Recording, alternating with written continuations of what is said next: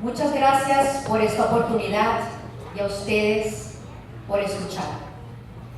Me pidieron que me inspirara partiendo de una cita sacada de la novela El coronel no tiene quien le escriba, una novela breve de Gabriel García Márquez que cuenta la historia de un coronel que espera desde hace 15 años la asignación de su pensión por los servicios prestados a la patria, que dice así: los seres humanos no nacen para siempre el día que sus madres los alumbran, sino que la vida los obliga a parirse a sí mismos una y otra vez. Como no soy poeta, decidí escribir sobre lo que me inspira todos los días a seguir viviendo y a seguir naciendo. Saber que un promedio de 5.5 millones de niños sufren violencia al ser traficados alrededor del mundo. Entre estos, niños reclutados como soldados de guerra, una de las peores formas de abuso al niño.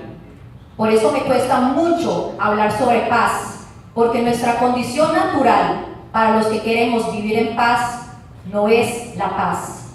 Lo que más me preocupa es que la guerra comienza en el sitio donde estos niños, estas niñas y jóvenes deberían sentirse más seguros, en sus casas.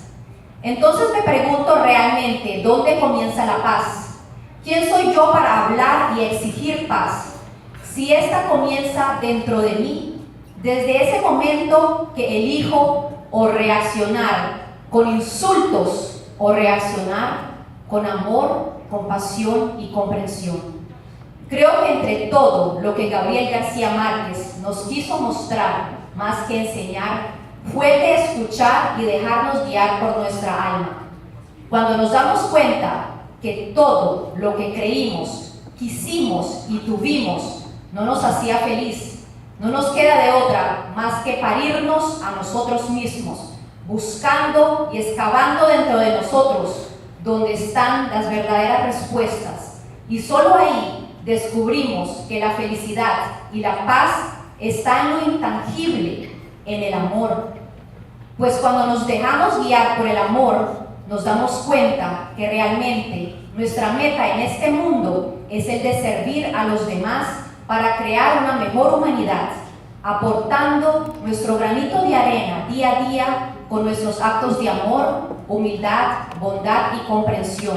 Cuando logremos hacer eso todos los días, creo que es ahí cuando comenzaremos a vivir en paz. Gracias.